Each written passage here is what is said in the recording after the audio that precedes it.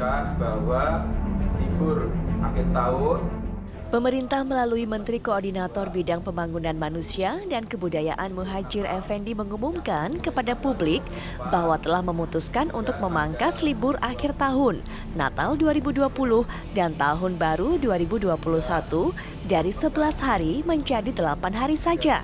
Tahun baru dimulai tanggal 31. Pemangkasan cuti dilakukan lantaran kasus positif COVID-19 baru di Indonesia meningkat tinggi sejak beberapa hari terakhir. Setiap kali libur panjang, jumlah positif COVID-19 akan mengalami peningkatan seperti yang terjadi pada libur panjang Oktober lalu.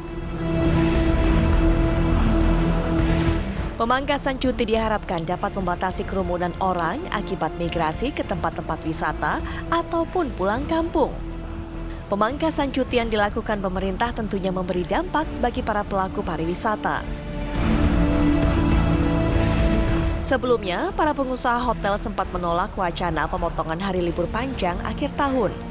Pasalnya, libur panjang akhir tahun merupakan waktu untuk mendulang rupiah lebih banyak bagi para pelaku pariwisata. Lantas, akankah pemangkasan cuti bisa menjadi solusi untuk membatasi kerumunan dan migrasi masyarakat Indonesia? Pasalnya, libur akhir tahun dan tahun baru merupakan momen yang jarang dilewatkan bagi masyarakat untuk berwisata. Tim TV One mengabarkan.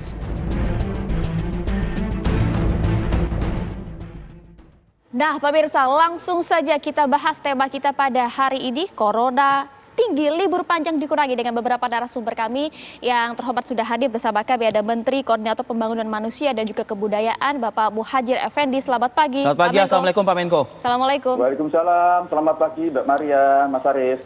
Sehat Selamat Pak? pagi, Pak. Sehat ya Pak Menko? Alhamdulillah. Alhamdulillah. Alhamdulillah juga sudah Bugar. segar bugar. Baik, sudah bergabung bersama kami dan juga nampaknya segar juga dia. Segar juga ya, Pak senyumannya. Trubus Rahardiansah selaku analis kebijakan publik dari Universitas Trisakti. Selamat pagi. Assalamualaikum. Ya, selamat pagi Mbak Maria, Mas Arif. Ya. Pokoknya Ya. mantul selalu. Mantul. Ada Pak Menko loh, Pak Mas Trubus. Ya, sehat selalu. Iya, Sama, kami ingatkan Pak. juga kepada pemirsa di rumah dapat bergabung juga bersama kami, berdialog juga bersama Pak Menko dan juga Pak Trubus. Nanti bisa menghubungi kami Itu, melalui nomor line telepon telepon itu. yang sudah tercantum di layar kaca. Kita ke Pak Menko terlebih dahulu nih. Bapak, tiba-tiba mendekati sudah memasuki Desember baru diumumkan nih, ada pemangkasan cuti libur panjang. Yang lain sudah pada beli tiket ya, sudah merencanakan, sudah Mohon booking penjelasan, hotel Pak Menko. dan lain-lain. Nah, mohon Pak, latar belakang atau pertimbangannya apa kemudian Pak dikurangi cuti panjangnya ini? Kalau tiba-tiba sih tidak, kan waktunya masih panjang. Sekarang kan baru awal Desember, jadi masih ada waktu kepada pihak-pihak yang akan memanfaatkan hari libur ini untuk merevisi, melakukan ralat, merubah rencananya seiring dengan perubahan pengurangan libur itu. Alasannya tadi sudah disinggung oleh Mbak Maria tadi bahwa telah terbukti bahwa setiap selesai libur agak panjang itu kemudian diikuti dengan naiknya kasus COVID-19. Oleh-olehnya nggak Itu enak ya. terjadi baik pada bulan Agustus maupun bulan Oktober kemarin. Karena itu dengan adanya pengurangan itu kita harapkan libur-libur panjang akhir tahun nanti masih bisa dikendalikan. Syukur-syukur kalau angka kasusnya bisa semakin turun tajam begitu. Kenapa? Karena untuk COVID-19 di Indonesia ini masih perlu pengendalian yang cukup serius. Walaupun angka kesembuhan kita itu di atas rata-rata dunia, sudah hampir 90%, akan tetapi dalam soal angka kematian kita juga masih sedikit di atas rata-rata dunia. Itu artinya apa? Jadi COVID-19 di Indonesia masih mematikan. Karena itu kita harap dengan adanya pengurangan hari libur ini petugas medis juga bisa agak longgar, kemudian ketersediaan fasilitas termasuk tempat tidur untuk penanganan juga masih berada dalam batas-batas toleransi. Dan yang lebih penting lagi tentu saja adalah nadi ekonomi tetap bergerak karena juga masih ada libur yang cukup panjang juga sebetulnya. Pak Menko, kalau Pak Menko melihat layar kaca kami pagi ini dilema Pak Menko ya. Ada euforia rame-rame menggunakan kendaraan ya di sisi kanan, tapi tenaga kesehatan pun juga perlu kita bantu juga ya Pak Menko untuk mereka juga ingin juga liburan gitu loh. Kalau misalnya memang kasus tinggi, gimana caranya buat liburan? Pak Menko dalam mengambil kebijakan tentu melakukan ini nggak sih semacam uji gitu ya atau simulasi gitu. Apakah efektif mengurangi, tentunya kan masih ada liburnya begitu, dengan tingginya lonjakan orang untuk ingin refreshing, ingin membawa keluarga, silaturahmi antar keluarga yang kemudian kita kenal menjadi klaster keluarga. Nah gitu loh Pak.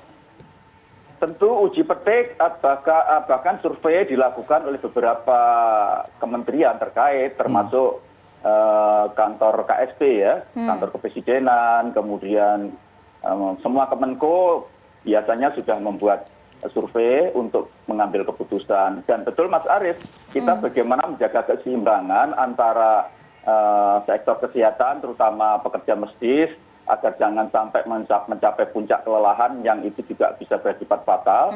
Tetapi kita juga punya tanggung jawab untuk tetap agar nadi ekonomi kita tetap berdenyut. Jangan sampai kemudian mengalami lumpuh total, lumpuh permanen, itu yang harus kita hindari. Dan mengambil kebijakan ini memang harus mempertimbangkan dua sisi itu. Karena itu kenapa kita pengambilan keputusannya kemarin harus berpanjang-panjang, itu termasuk itu. Termasuk Bapak Presiden selalu wanti-wanti, tolong diajak bicara semua pihak yang terkait sebelum diambil keputusan. Sehingga seandainya ada ketidakpuasan itu relatif tidak sampai menimbulkan gaduh. Karena itu saya harus dengar dari kementerian-kementerian terkait yang mengurusi karyawan, mengurusi pegawai, kemudian juga bicara dengan menteri-menteri yang bidang pemulihan ekonomi, terutama Menteri Pariwisata, termasuk saya sangat dengar keluhan dari PHRI, tapi saya juga dengar keluhan dari ID. Semua harus kita ajak bicara, kita dengar panduannya, bahwa nanti keputusannya itu tergantung pada pemerintah, iya, tetapi pemerintah ketika mengambil keputusan harus sudah mempertimbangkan dalam berbagai aspek, sehingga aspek yang negatif lebih bisa ditekan seminim mungkin, sehingga positifnya lebih banyak, begitu. Ya, Pak Menko, Pak Trubus, ini kita dengarkan terlebih dahulu, ini sudah ada salah satu pemirsa suara masyarakat yang sudah bergabung bersama kami. Ada Bapak Arifin di Banjarmasin. Assalamualaikum, selamat pagi Pak Arifin. Halo, selamat pagi Pak Menteri. Ya, silakan saja nih Pak Arifin. Saya di Banjarmasin Pak. Jadi menurut saya sebaiknya untuk libur panjang ini tetap dilaksanakan. Karena kemarin waktu Hari Raya Idul Fitri kan kita dijanjikan oleh pemerintah bahwa liburannya kan sudah dikurangi, nanti akan digabung dengan liburan akhir tahun. Ya kita nih yang kasihan dengan yang kerja di bank ini Pak, dia sudah berjalan tahun-tahun sebelumnya. Nah jadi rencana mereka mau jalan-jalan refreshing seperti yang diutarakan tadi kan. Nah jadi kalau bisa Pak Menteri ya, yang namanya kita hidup ini kan ada 3 mati, jodoh dan rezeki maut kan gitu. Nah jadi istilahnya tuh Pak Menteri harus berani bicara dengan. Halo? Halo Pak Arifin. Pak Arifin. Halo? Yang ini. Karena kalau kita lihat ini adalah menguntungkan para pengusaha. Karena kalau libur panjang pengusaha tidak bisa ambil uang, perputaran uang lambat jadinya. Nah jadi saya bilang sama Pak Menteri, mohon maaf sekali nih, yang namanya rezeki itu Allah Ta'ala sudah ngatur Pak Menteri. Kalau seandainya Pak Menteri dilengserkan tidak masalah, tapi Pak Menteri ngomong dulu dengan Pak Presiden. Teruskan aja yang ini, libur panjang ini kasihan Pak. Kasihan sudah berapa juta orang yang menunggu-nunggu, tapi yang pengusaha kan sedikit aja. Nah, kita jadi tangkap lah ya Pak Arifin. ada keberanian dengan Bapak Presiden. Artinya tolong Pak Presiden, biar aja libur panjang dilanjutkan aja. Kita sudah ada janji dulu waktu Idul Fitri.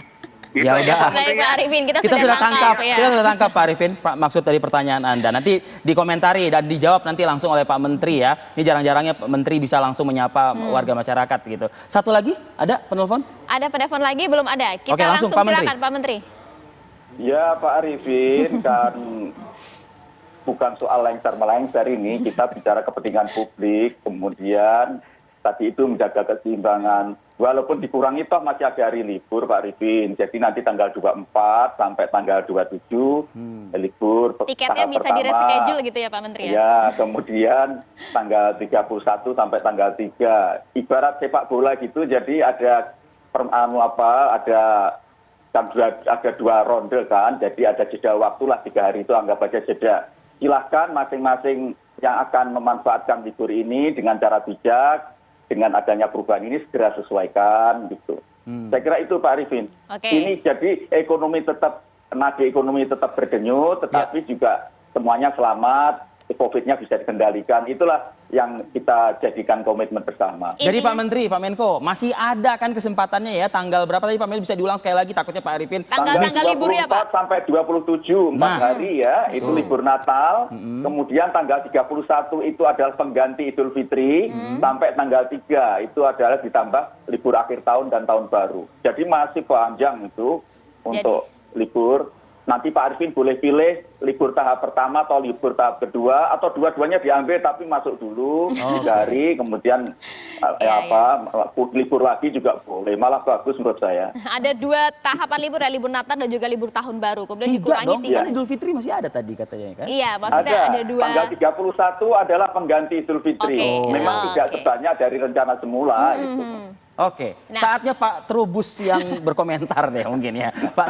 Pak Trubus gimana Pak Trubus? Ya, iya, menurut saya gini Pak Menko ya, pengambilan kebijakan yang saya percaya bahwa pemerintah baik data ya, baik data. Artinya apa? Ini kan maunya masyarakat tidak terkekang, tapi COVID-nya juga terkendali. Niatnya kan begitu. Tetapi persoalannya adalah satu ya, kalau liburnya 11 hari ini sebenarnya kalaupun di jeda ada 3 hari yang tidak libur itu para pekerja itu sudah mengambil cuti. Jadi cuti itu jadi tetap saja dia liburnya 11 hari itu persoalannya. Jadi tidak akan berpengaruh pada yang namanya kerumunan tetap ada, apalagi pada periode pertama itu libur, itu orang kan berjubel-jubel ya, berbondong-bondong ke tempat-tempat wisata, tempat-tempat daerah. Nah mereka akhirnya terjadilah kerumunan, keramaian. Yang periode kedua ya akan sama seperti itu. Nah terkait dengan pertanyaan ekspresi ungkapan dari Bapak yang dari Banjarmasin tadi, itu memang kesannya jadi pemerintah ini kan jadi kesannya PHP gitu, jangan seperti itu. Karena kalau itu yang terjadi, tapi kan masih ada haknya Pak Trubus. Kan tadi kan Pak Menko sudah menjelaskan Idul Fitrinya masih masuk kok gitu loh ibaratnya. Iya, tapi kan nggak panjang kan gitu kan. Dulu kan harapan orang kan yang seperti janjikan pemerintah itu kan panjang liburnya 11 hari gitu. Artinya lebaran yang dulu nggak libur sudah diganti berlibur lagi. Jadi kan masyarakat kan seolah diminta berkorban lagi. Nah, ini memang butuh penjelasan kepada masyarakat bahwa libur ini memang semata-mata untuk pengendalian COVID. Betul. Karena kebetulan hari-hari ini itu COVID-nya memang sangat tinggi sekali, apalagi muncul klaster-klaster baru, tidak hanya keluarga, sekarang pedagang pun juga di pasar mau di mana-mana. Iya betul Pak Trubus. Di beberapa kali momen libur panjang ya kita di Indonesia kan setahun ini ada 2 kali 3 nih rencana dengan akhir tahun besok ini. Itu kenaikannya selalu ada. COVID. Dan cukup tinggi. Iya cukup tinggi, karena kalau kita lihat belajar sebelumnya, artinya kan juga pemerintah, saya pahami pemerintah juga mempelajari di Idul Fitri yang tahun lalu juga signifikan, 17 Agustus signifikan lagi, Idul Adha juga naik, kemudian kemarin Nabi Muhammad itu juga ini kan naik juga gitu kan, sekarang ada libur lagi gitu kan, jadi kan bisa saja libur tanggal 9 Desember nanti juga memungkinkan terjadi kerumunan lagi. Nah ini kan menjadi pilkada serentak ya. Pilkada serentak. Nah ini yang kemudian juga kita pertanyakan dan dipertanyakan oleh banyak pihak dengan pengurangan 3 hari libur ini, apakah kemudian dapat berpengaruh terhadap tingkat penurunan tren positif di Indonesia? Tapi usai jeda ya Bapak-Bapak, kita akan bahas di Apa Kabar Indonesia Pagi sesaat lagi.